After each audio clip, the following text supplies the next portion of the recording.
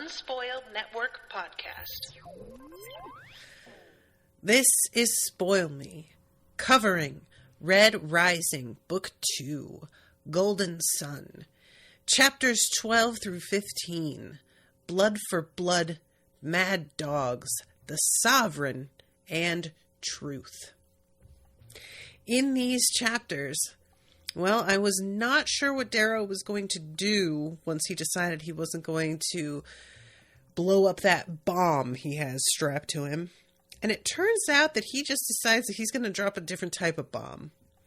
This was really fun to read until it wasn't. Welcome to Spoil Me.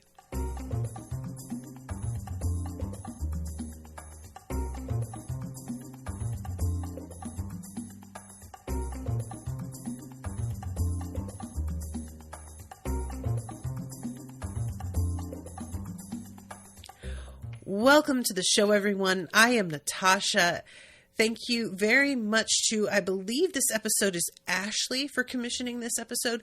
Let me just double check that. I believe the last episode that so today's is Ashley. Thank you, Ashley. The episode that I have not yet covered from last week because of computer issues and then getting sick was Alex. And just long story short, you guys, I have made a bunch of mistakes with scheduling and whatnot. So I told Alex I was going to be able to cover it on the day off that I had scheduled next week, Tuesday. Alex, I didn't schedule next Tuesday off. I don't know where I got that. I must have been looking at like the wrong month. I don't know what I did. So just suffice to say, I'm just going to tack this on the next day off that I have, which I think is like at the end of March. And that way I won't have to like stuff it into a weekend or something, but I'll catch up eventually. So this whole thing, you guys, is so bananas. Alex is here. Hi, Alex. And Ashley, I love the gal. It never gets old on rereads. I can imagine. Alex says, I was going to say, Candace let you have a day off. I try and schedule in days off for myself every like couple of months. Just to have a break. Sometimes I'll fall behind and I can catch up that day. And I evidently did not do that like I thought. I did it at the end of March. So, my bad. But yeah, so these chapters, guys, the chapter 11 had ended with him saying, what terrifies the Golds is simple, cruel, and as old as mankind itself, civil war. And I'm like, okay, but how do you make that happen? You know, like that's a tall order. So what he decides he's going to do is basically put everybody on Front Street, as the kids used to say. That's no longer a stylish turn of phrase. So don't use that if you want to seem cool, but I'm going to use it because I don't care about seeming cool anymore because I am an old. And he goes back into the party and he grabs his Pegasus pendant, and he's not like trying to be quiet or chill. He's just stalking in, bends over and grabs it, puts it on, straightens up, and then he walks away from the table. And Pliny is like, Darrow, what are you doing? And he's just like, shut the fuck up. And he keeps going. And all of this is happening as the Sovereign is giving a speech, which that is truly big dick energy. The Sovereign is up here monologuing and you're just striding past like, I have things that need to happen. And I don't care that you're speaking. Like, that's so irrelevant. And he jumps up onto the table. 30 feet jump. Dishes crack, servers scatter, Bolognas fall back. Some shout at me, some do not move even as their wine spills. The Sovereign watches, struck by curiosity, her furies stirring at her side. Pliny looks about to die. He's gripping his knees in panic. Beside him, the jackal is as strange and unreadable as a lonely desert creature. I did not wear dress shoes tonight. My boots are thick and heavy. Guys, an aside, I got my first pair of combat boots ever a couple of months ago, and can I just say, game changer. You can step on anything in these boots and you don't feel it, it does not have an effect on you, it is irrelevant. I can't get enough. I have tried to figure out a way to wear them with literally every outfit I have because I never want to take them off. They are so comfortable too. I did like a Klarna installment payment plan so that I could afford to get my first pair of actual leather shoes. I don't think I've ever owned real leather shoes. I may be lying, but I don't think so. Worth every penny. They were expensive. And I truly believe that I will be like repairing and re-wearing these shoes until the day I die. And it probably won't come to this, but literally such a great idea. And if you've never owned a pair, go out and do yourself a favor. I have been in Texas. It has been like solid mud wall to wall. And I haven't barely even noticed because I've got boots and fuck the mud. So anyway, Alex says, I always imagine Pliny has a very punchable face. Probably. And this is something like I brought up in another episode about how like troubling it is for me that Pliny is coded as being like maybe queer, at very least very effeminate. But you don't have to be this for you to be like, you know, it just feels like a cheap thing. But also, you could very easily, if you're adapting this, not have him be like very feminine and still have him be super punchable. Those are very easy things to accomplish. Ashley says, pictures, please go to my Instagram because I have them posted on there with a pair of cute like fishnets that I got at Bossy Fat Witch on Instagram. So that's me. Or is it at Fat Bossy Witch? I think it's at Bossy Fat Witch. So anyway, this whole like when he jumps on this table, you guys, I literally am reading this like, what is he doing? What is he doing?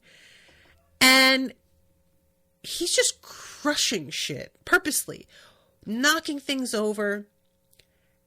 I'll have your attention. You may know me. There's nervous laughter. Of course they know me.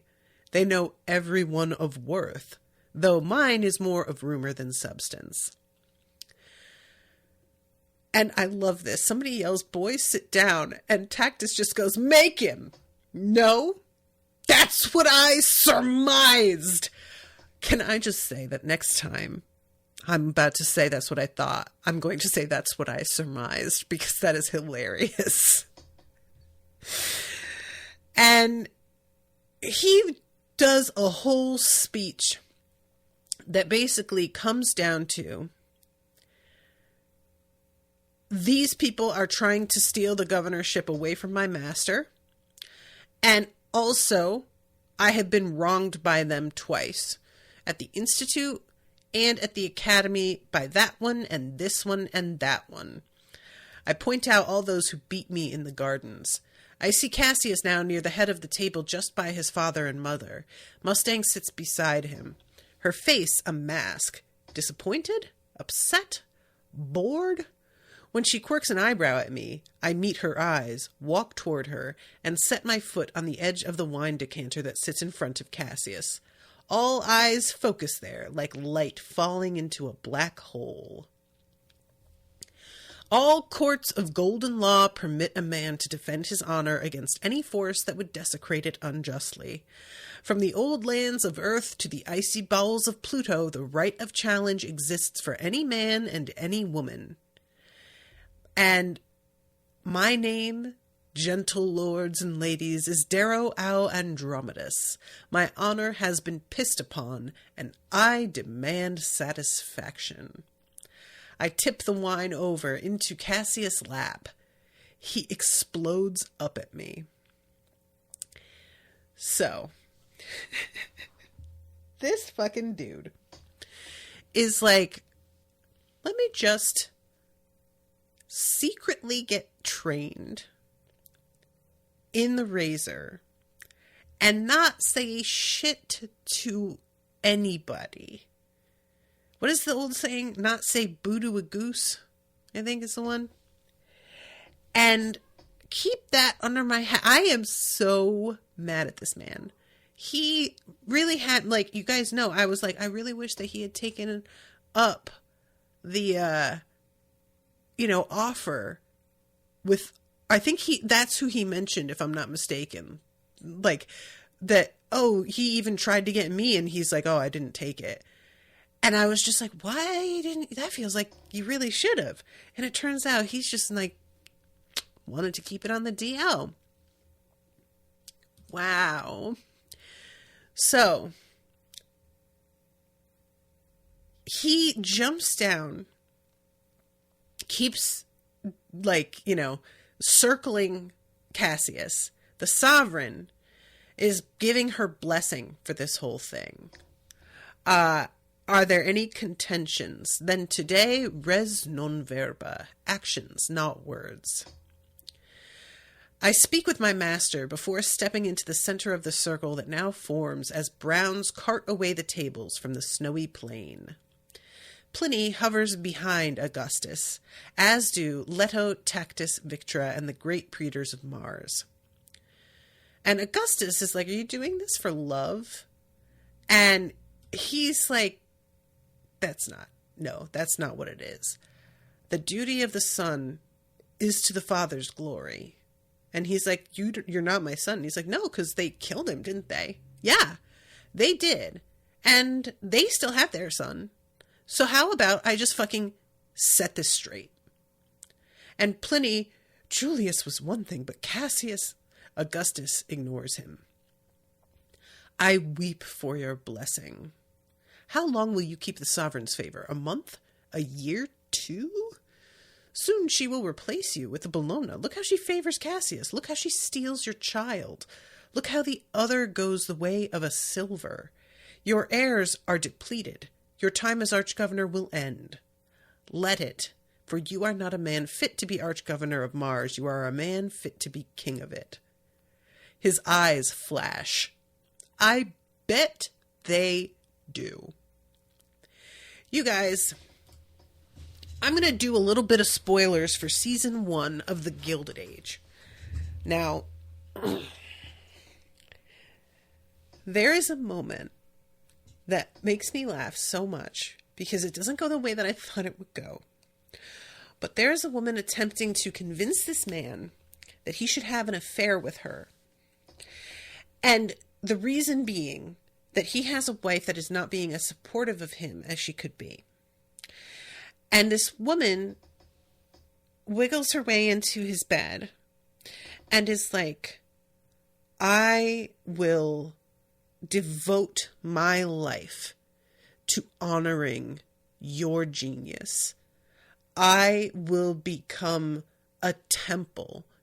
I will create a temple for you to come to, where I will worship all of your accomplishments and everything that you are. And like, truthfully, dude is quite like legitimately worth doing this for. He's a bad man, but he could get it. You know the type. So the thing is, like, her saying this, for a lot of dudes, this would fucking work, And I think a lot of us want to be better than that. We want to like believe that if we were so obviously fucking flattered that we would be able to see past it, and we're not always able to, because so much of the time we feel unappreciated or unseen. And it's very tempting to believe, here comes a person who really sees me, who gets it, who has been paying attention in a way that others haven't, and they can see the potential everyone is ignoring. And this really reminds me of that moment. And I was sort of like, is Augustus really going to go for it? Because it's so transparent, really, But the thing is, when it comes down to it, in this situation, because obviously the situation I'm talking about with Gilded Age, it's in private in a bedroom just between him and this woman, a completely different vibe. If you are being put on the spot in front of your peers, and it is possible for the person saying this to you to actually deliver on something for you, you got to really take into consideration how this looks. And what's he going to say? No? At this point, I don't see it. I just, I just never doubted for a moment that he was going to say no. So he cuts under his eye, and it's like an old blessing, and everybody kind of reacts to seeing him do this. My master's eyes ignite like dormant coals breathed upon, slowly then all at once. I have him. And he says, rise, man of Mars, and take with you my wrath. And touches his blood and puts it underneath his own eye. What a vain swine of a man. He knows my desperation to stay in his good graces. He knows he stands playing with matches on a powder keg, yet his eyes glitter lustfully, hungering for blood and the promise of power as I hunger for air. And he goes back. Cassius' mother is kissing his forehead, and Mustang comes over to him to speak to him and says, so you're a pawn now? And he says, so you're a trophy? A word? That's how you're going to come at her, Darrow? Now, granted, as he mentions a little bit later, he has to be playing the villain here. Like, that's part of this thing that he's doing. But she says,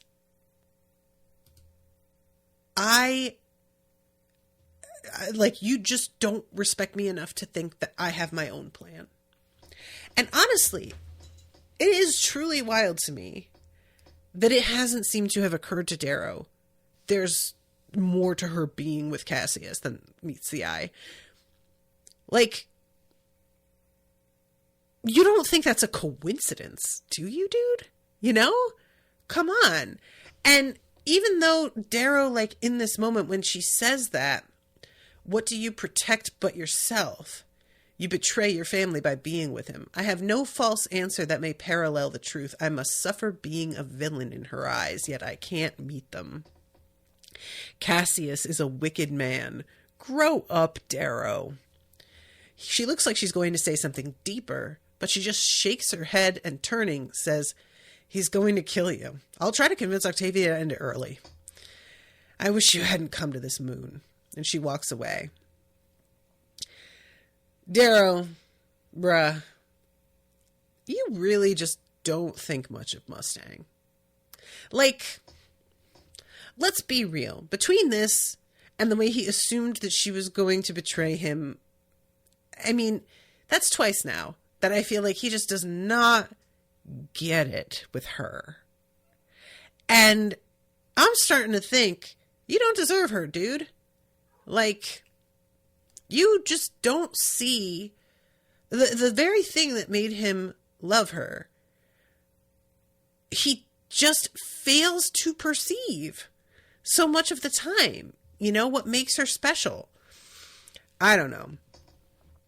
So anyway, Cassius comes up to him and he starts to do the whole, I've taken what's yours. She moans my name instead of yours. And I was like, are we really doing this? I was so glad, at the very least, that there's no sign from Darrow that he is really, like, enraged by this talk. He's actually thinking that Cassius might be disgusted with himself for saying it. Like, he's giving him some benefit of the doubt, actually. And eventually just says, what would your brother think of you if he could see you now? He'd echo mother and beg me to kill you. Or would he weep at the devil you've become? I have to say, I do not think Julian would be begging him to kill Darrow. And I do not think that he believes that either. I think that he knows very well that come on. Julian would just be like, we went through the Institute. They made him do it. What did you want him to do? Julian was nothing if not rational and kind. So, this was always your problem, Darrow. You have an inflated view of yourself. You think you're better than us when you're less. playing games against people you can't match. I matched Julian well enough.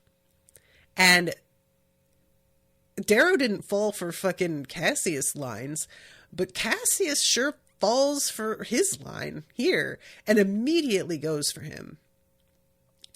At this point is when we start to realize that Cassius is coming at him pretty hard, and he's not getting him. It's not happening.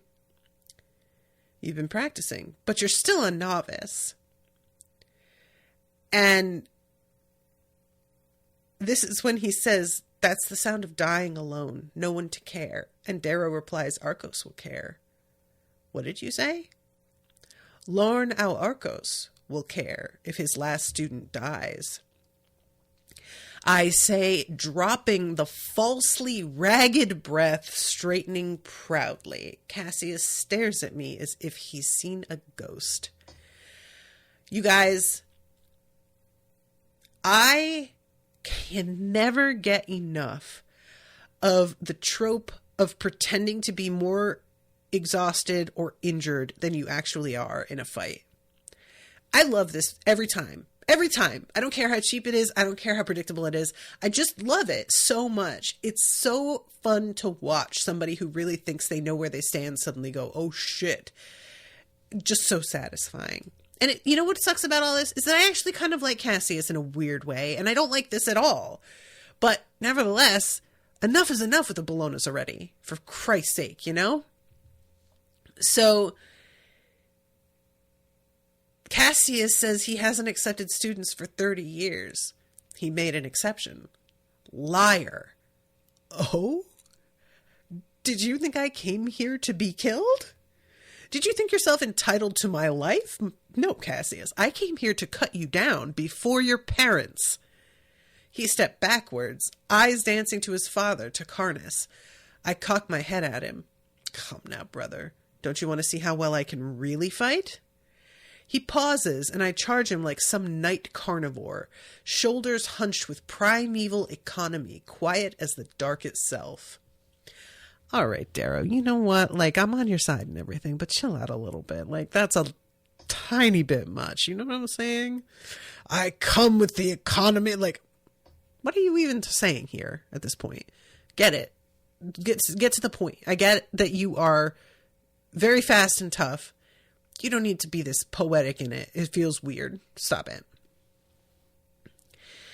And I love the detail here that the Golds teach a certain pattern in doing this kind of fighting.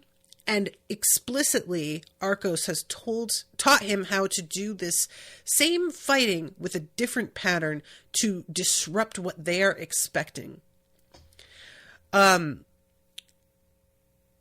Not for the 4 seconds the Golds teach, but for 7, then 6, alternating, then breaking the pattern, 12 moves a set. His defense is precise, and if I fought as he taught me to fight, I would die to him. But I was taught to move by my uncle and to kill by a legend. I raise and spin, leaving my feet and striking down, beating him as a great hurricane, slapping and smashing and hammering him back.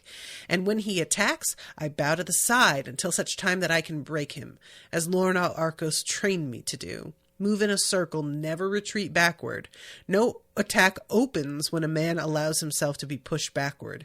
Use their force to create new angles. Flow around him, the willow way. Pretty, fluid, like a spring song in defense, then lashing and horrible as the branches of a willow in deep winter, as glacial winds scream down from the mountain. Inside me, red meets gold. I like that a lot. And eventually, he's really starting to take, like, the brunt of this fight. And Darrow is just laughing. The crowd around him is starting to freak out. Some people are cheering for him, and some people are seeing that Cassius is close to death. And there are some women who apparently still care for him that are yelling out. I embarrass him, but it's all for a purpose. All to make that simmering hatred between Bologna and Augustus boil over into war. I pace about the circle like a caged lion till I come in front of Imperator Bologna. Your son is going to die, I say savagely, a foot away from his face. He's thick, square-jawed, kindly, with a pointed beard. His eyes shimmer with the promise of tears. He says nothing. He is a noble man, and he will follow the honorable path, even if it means watching his favorite son die. Even in the midst of my rage, I feel the shame. Feel the horror of being the man who comes from the dark to savage a family. So at this point, he starts poking and prodding at everybody. Are you all just going to fucking sit there? Is this what you're going to do? Just like let this all happen?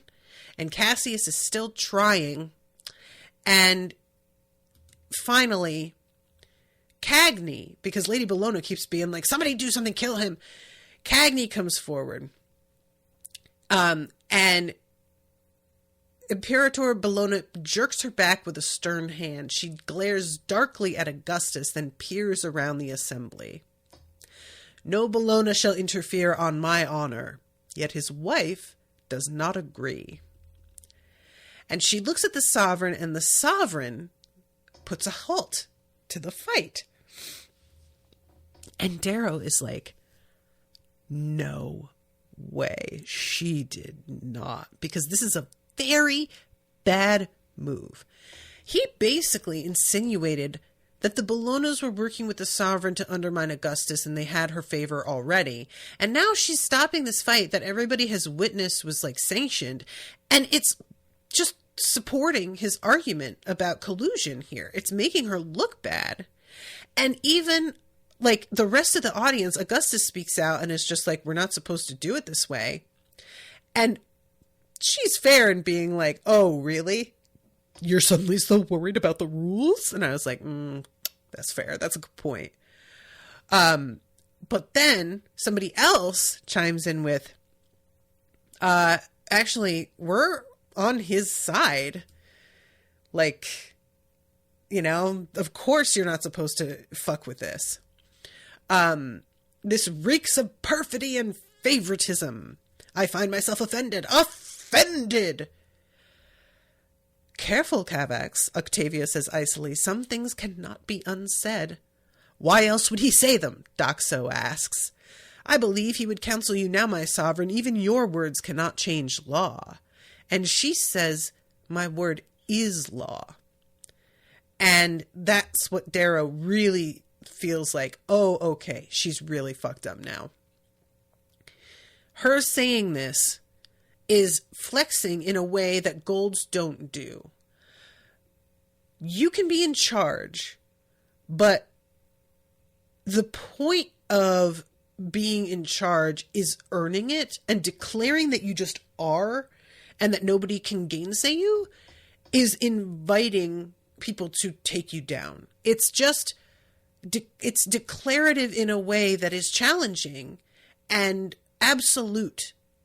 You know, like any time that you try to behave as if you are untouchable, there are going to be people who are like, oh, really? So immediately she sees this mistake. She knows, and she makes eye contact with Darrow, and he says, you will not steal what is mine. And he turns on Cassius, and Cassius goes for his throat, and he takes off his arm. Augustus is yelling, finish it, and he's going toward Cassius, but Mustang chimes in, puts her hand around his wrist, and says, you've won. Don't lose yourself to this. She watches me, and what I see in her eyes is enough to let my hand fall to my side. It's then she smiles, as if seeing me again for the first time in years.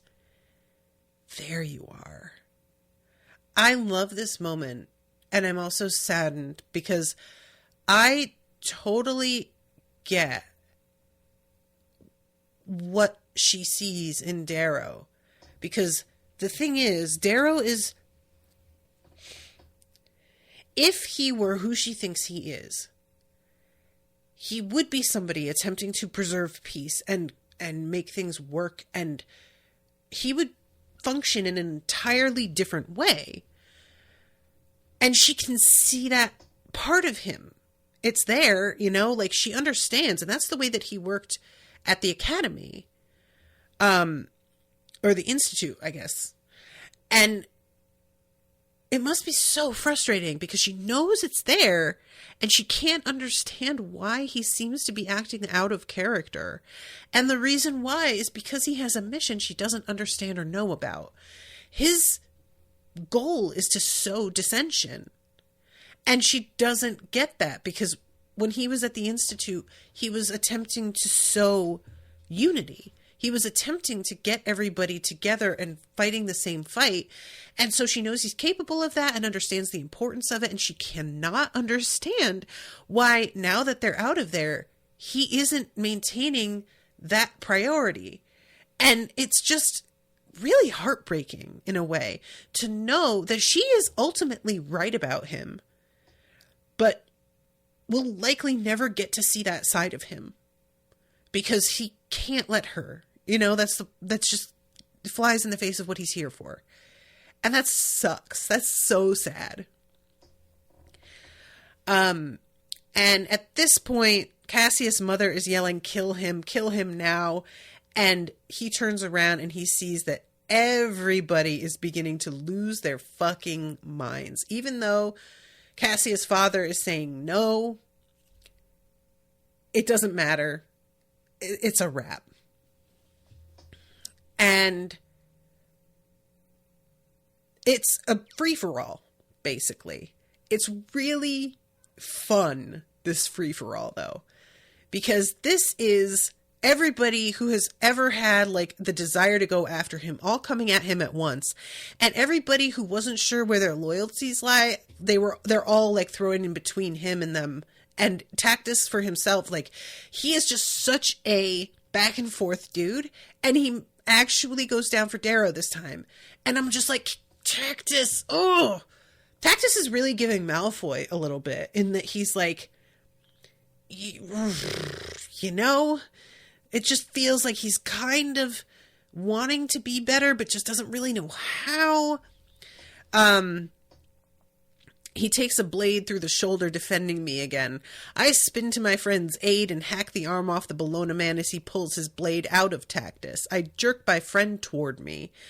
And I love that at one point he's trying to yell for Mustang and she's just like, take care of shit. And he feels embarrassed again that he doesn't trust her. And I'm like, dude, you really need to learn this lesson like several more times, apparently. I don't know what needs to happen, but she doesn't need you that way. So finally, Carnus rushes Augustus. He knocks someone down, and Leto, our best swordsman and Augustus ward, intercepts him in front of the arch-governor. And he is a badass, really going for it, but suddenly stops dead and sinks. And you see the fucking jackal behind him putting away this little, like, stylus. And it's very clear he poisoned him. He did something and took Leto out. And so Leto dies here, but it will never be traced that that's what happened. I don't know that a single soul saw that except for Darrow.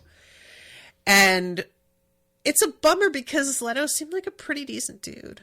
I mean, you know, as decent as you could be in this company. It's sort of funny that Augustus likes him as much as he does, considering Leto seems to be, I won't call him like a softie exactly, like that feels like maybe too much, but you know what I'm saying? Like it just feels like Leto is a little bit more compassionate than Augustus is. So it's just a surprise, I guess, that Augustus has taken to him so much. So yeah, he has suffered a real blow here. And he comes up to Darrow and just convinces him to like get the fuck out, and is like, they aren't going to hurt Mustang. And it's more like he's trying to convince himself of that as well after having lost Leto. But they take off We flee the place of winter and trees, having drenched in it red. Many carry our wounded, nearly a dozen in number, 7 dead. And this whole thing is like, it winds up ballooning in a way that he had not expected. Darrow thought that this was going to be him causing some chaos here. Everybody jumps into the fight for a bit, and then as they escape, it begins to die down, and they regroup and they begin to sort of withdraw and establish like what happens now.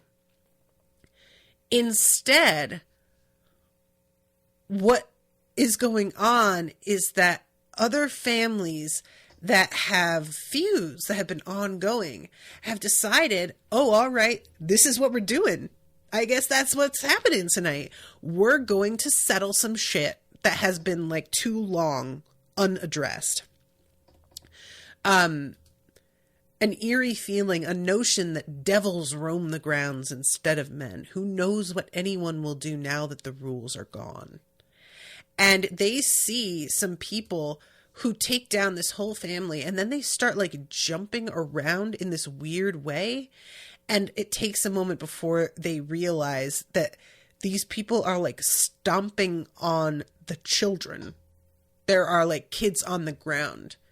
And he says that they don't see them as children. They're enemy seeds. Destroy them or fight them years from now. Which, based on the way things operate in this universe, is pretty true. Nobody forgets wrongs done them in the Golds. Like, that's just, they hold on to that shit for fucking ever. So, to a degree, I see the practicality of it, but it's fucking horrifying. And I love in this moment that everybody is so speechless with horror for a second.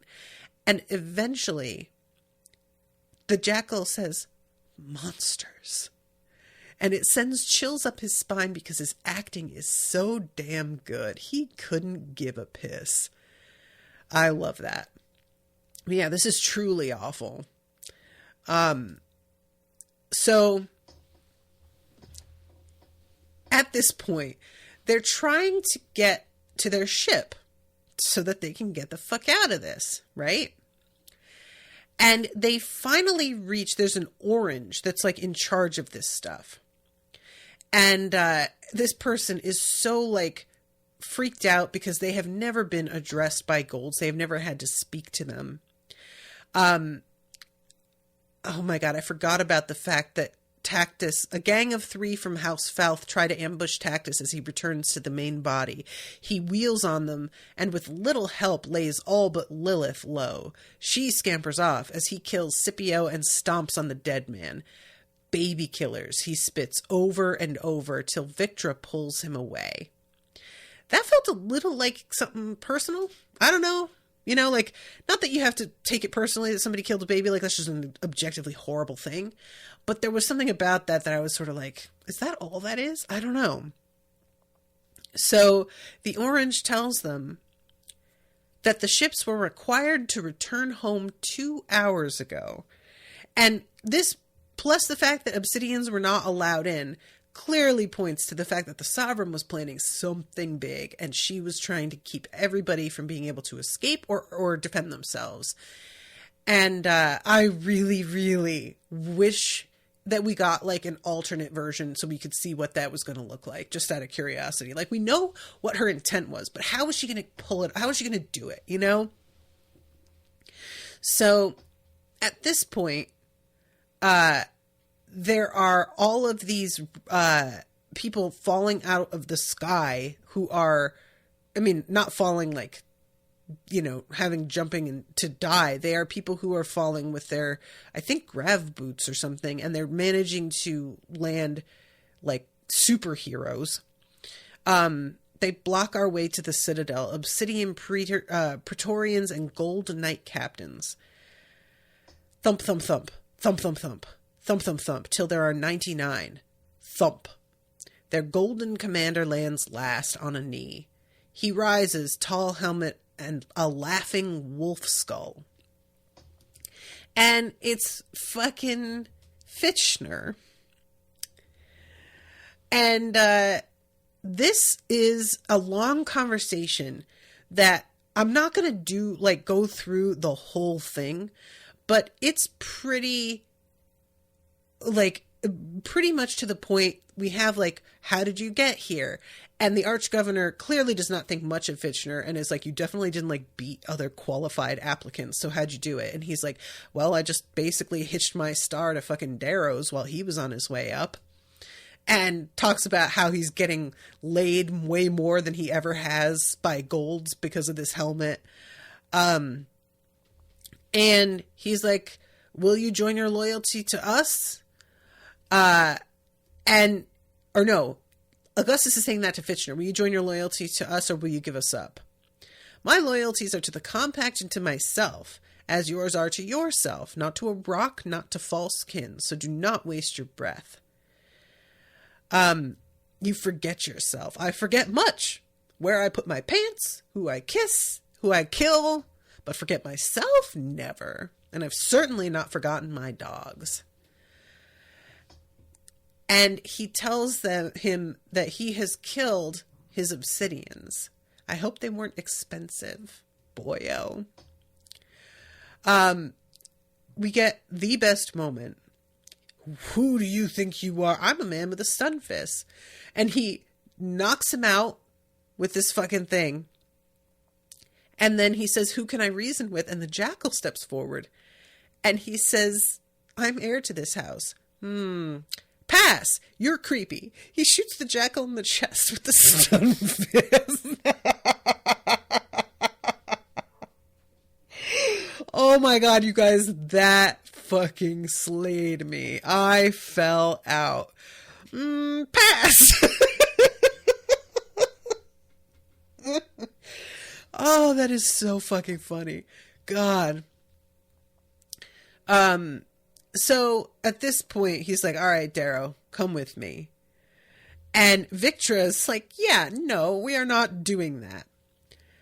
And Fitchner says, Telemanus, you and your son take the arch-governor back to his villa and return to your own. Matters must be sorted. This is not a request. And Telemanus says, my boy trusted this one, so shall I. And he is brought to the sovereign.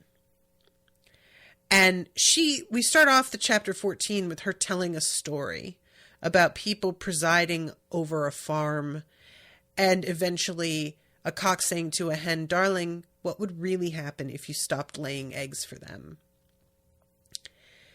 I don't know what this is, like what it is she's insinuating here, because, like, obviously what people do when a hen stops laying is they kill the hen and eat it, right? And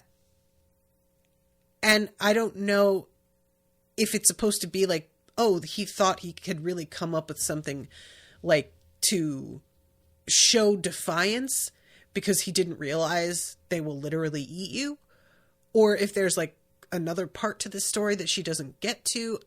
I'm not really sure what the significance of this is. But overall, the impression that we're getting when Darrow is telling us about her is that she is undergoing all of these like medical procedures that keep her youthful. Not necessarily young, but it's like she's getting wrinkles, but it's taking a lot longer for her to really truly age than it should. And that's part of the issue, is that everybody is cool with a revolving government because they know their turn will come eventually.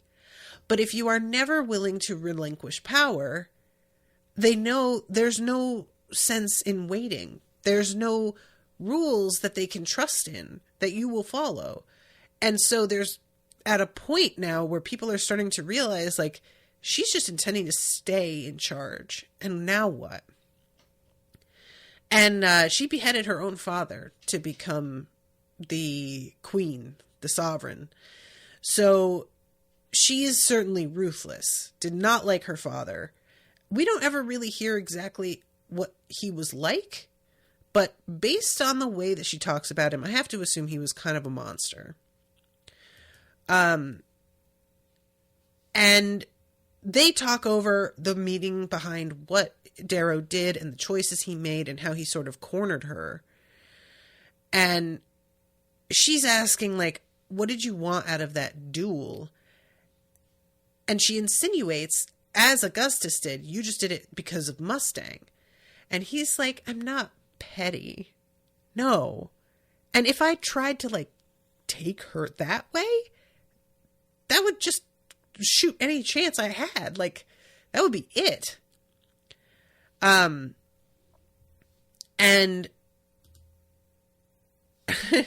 this moment, I would have lost her. You have lost her, Asia growls from the side. Yes, I realize she has a new home, Asia. Easy to see. Do you lash out at me, my goodman? Asia touches her razor. My good lady, I do but lash out. I think it's more, I do but lash out. More like, that's all I fucking do. But yeah, Fishner is like, dude, trust me, no. She'll fucking kill you. And you've got your razor with you. They wouldn't have let you bring it in here if you posed the slightest threat, so don't even think it. Eventually he says, I should like to apologize. My manners have always been provincial, and so I find the manner of my actions nearly always distract from their purpose. The base fact is, Cassius deserved worse than what I supplied. And he calls it a disturbance. And she says, this is treason. And you know how we treat with treason, Asia says. An apology from you is insufficient, the sovereign says. Apology? I ask. The sovereign is caught off guard by my tone. I said I should like to apologize, but the problem is I cannot, because it should be you who apologizes to me. I did not apologize to my father when I took his head from his body. I did not apologize to my grandson when his mother's ship was destroyed by outriders. I did not apologize when I burned a moon. So why would I apologize to you? Because you broke the law. Perhaps you were not listening. I am the law. No, you're not. And we do the dance where he says to her the things that he has already said to us. And points out the way that she sort of shot herself in the foot. And finally, he's like, are you going to let me have Cassius? Are you going to do it or not? And she's like, no. And he just turns and starts to leave and is like, fine, I'm out. Bye. And she does the, why don't you join us? And he's like, oh, fucking of course. Oh my God. And he asked a very reasonable question. Why would you want me if I was somebody who would just like turn my back on Augustus? And she says, well, he did turn his back on you first. He was kicking you out. So I wouldn't see it that way. We all know that was what was going on. I could make you an Olympic knight. And then she literally says, if I can't have you, no one can. Guys, what is this line? I really want to know. I can't decide if she's like trying to be funny, because that's such a cliche line. That is like silly, badly written romance novel, like level line. If I can't have you, no, like, really? Is that really it? That's what she's going for? I don't know. It just felt so like in a scene that's otherwise really fun to read. It stuck out like a sore thumb to me. And all of these obsidian stained come through. And he says, go on, sing to your gods. I'll send you to meet them. And all of a sudden this little kid comes out and is like, wait, stop. And his voice is like trembling. And it turns out that he is Arcos' grandson, which Darrow did not know. But it becomes really clear pretty quickly that this little kid sees Darrow as like a superhero. He's like a celebrity. This kid really looks up to him and is like in awe, you know? And this kid is like, dude, there's no place that she can't reach you. Like, just join us. We have warriors, noble ones. You could help lead them. But if you fight, you just die because you think righteousness puts you beyond my grandmother's power.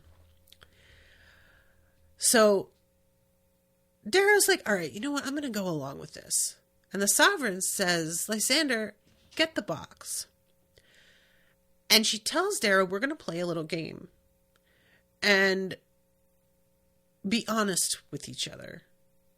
And he opens the box. And you guys, I can't tell you how glad I was that I was not commanded to stop reading at chapter 14. I was going to throw something against the wall. But what it is a pit viper. And it's like but it's not like correct me if I'm wrong, but it's sort of something that's been bred. So it's not exactly the kind that he's like used to. And for a moment, Darrow thinks that this is a hint that she like knows where he's from and who he is. And there's a few times where he's starting to wonder, does she know? And thankfully it seems not at all. But what they do is they cut their sleeves up to the elbow and they take these like creatures out and lay them on their arms. And there is a needle like at the end of one of the talons. She pricks my wrist and says the words, truth over all. One oracle slips forward, skittering onto my arm, coiling itself around my wrist. Its strange mouth seeks the blood, latching on like a leech. Its scorpion tail arches 4 inches upward, drifting back and forth like a cattail in summer wind. The Sovereign pricks her own wrist, repeats the oath, and the second oracle slithers from the box. And she says, oh yes, here it is. Zanzibar the Carver designed this especially for me in his Himalayan laboratories. I wonder if that's like really the Himalayas, like Earth Himalayas or what? And the poison won't kill you, but it'll drive you fucking crazy. And it's bad. And she basically is like, we're going to have a conversation. We each get to ask a question. And if you lie, it's going to sting you. And that's it for you. That's a wrap. I will also tell the truth. The only way for you to win is if you make me have to lie. And in the end, I've trusted only one other. And so they ask each other some questions like, secret weapons, where are those kept? What does your pendant mean to you? Why did you bring Virginia into the inner circle? And when he asked that one, she says, the same reason you fell in love with her. She's special. And we both come from fathers who left much to be desired. I collect people I enjoy. I even enjoy Fitchner there. And essentially is like, I see past what other people find sort of distasteful, and I can tell if someone's talented. And that's also what I see in you. Did Fitchner violate his oath as proctor and cheat? Yes, he cheated like the rest, though I don't know if he was paid like the others. He wasn't. Their mistake. Gave us video evidence, audio, bank statements, useful leverage against each proctor. Severo must have given his father the video footage when I had him tinkering with it. Crafty little bastard. He actually does care about his father after all. You guys, I was so curious whether Severo gave him the unedited footage where he says, bloody damn.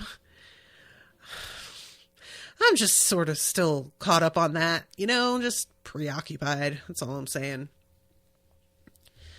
Are any in my inner circle your spies? No. Where did you go with Victor or Julia 3 days ago? And what did you do? Back and forth, back and forth. Finally, he says, what are your 2 greatest fears? And Aja starts to be like, Octavia, shut up, Aja. All's fair. My greatest fear is that my grandson will grow up to be like my father. The second is the inevitability of age. I really want, do you guys, if somebody asked you, what is your greatest fear? Would you know what to say? She knows, immediately how to answer that. I genuinely don't know.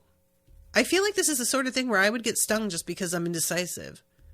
You know what I'm saying? Alex says, I imagine the Sovereign as someone like a younger Helen Mirren. Ashley says, I can totally picture that. And Alex says, Charlize Theron could also fit, but I imagine someone has age on them but looks young but has a presence. You know who I was thinking, you guys? Was the woman who plays Dana Scully and is now older. I can't remember the actress's name.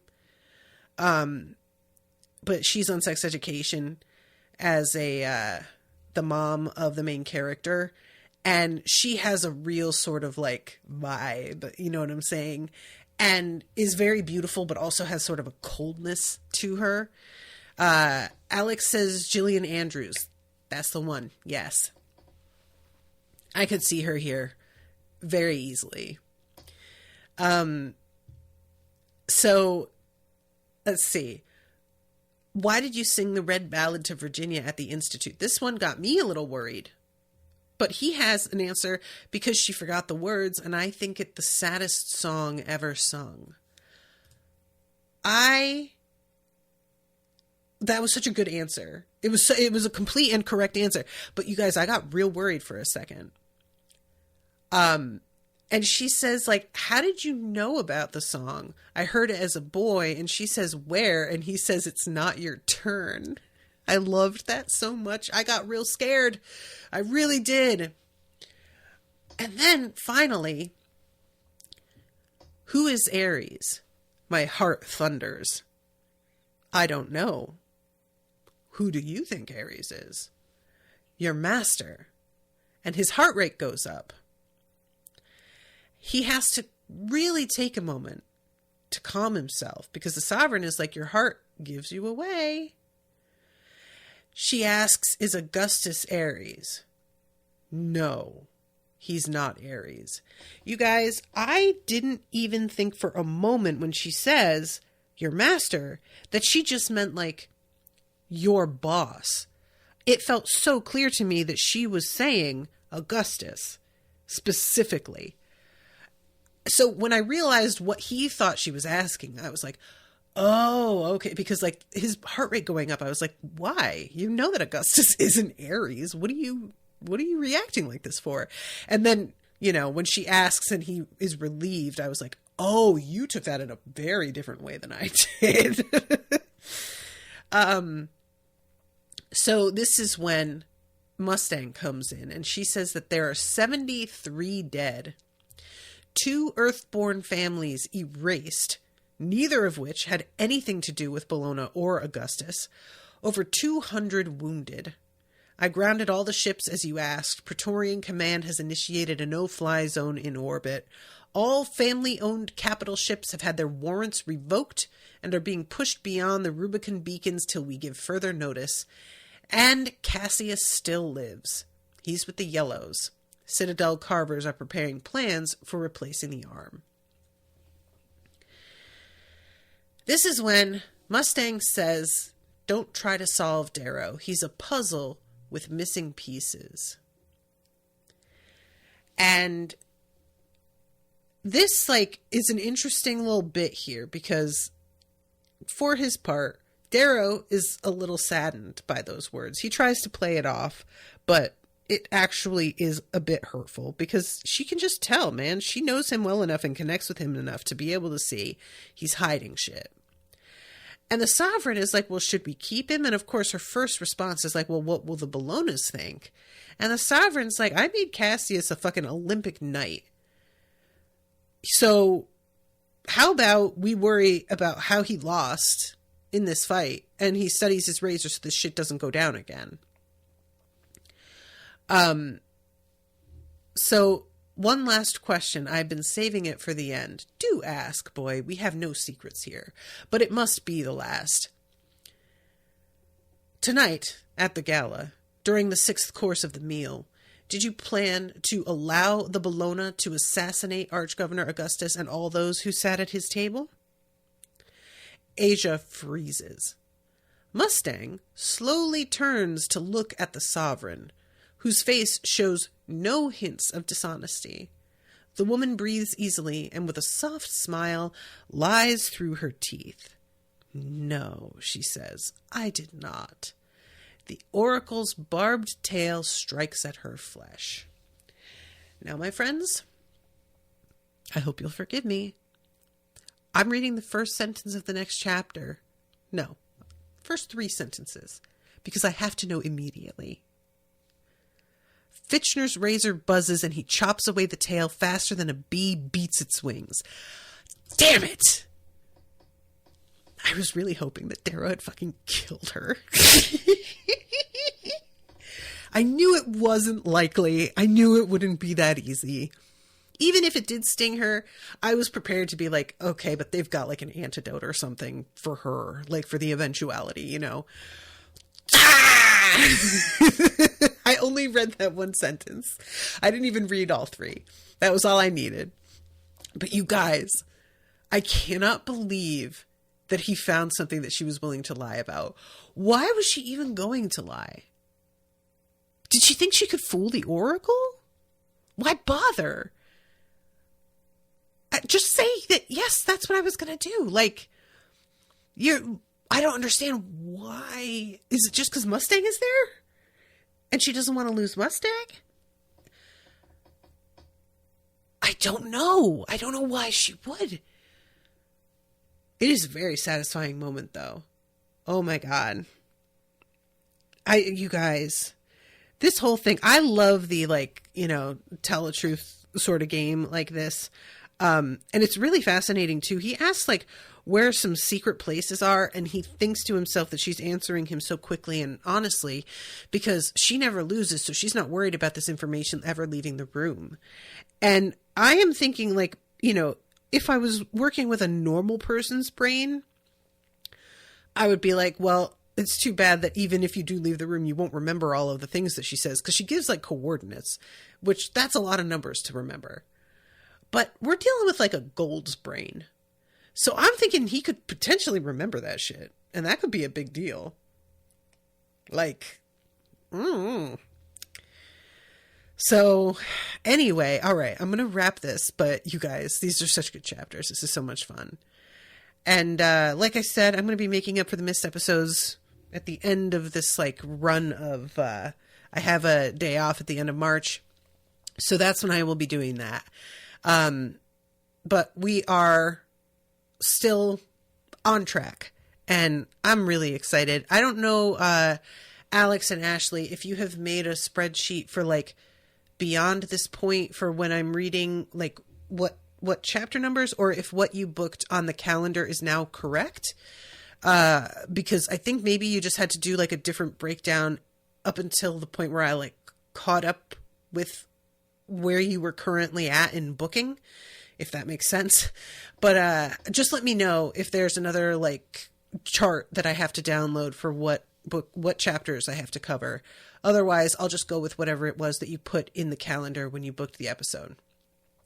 All right, everybody. Thank you so much. This is super fun. I'm really enjoying covering this. And until next time, toodaloo, motherfuckers.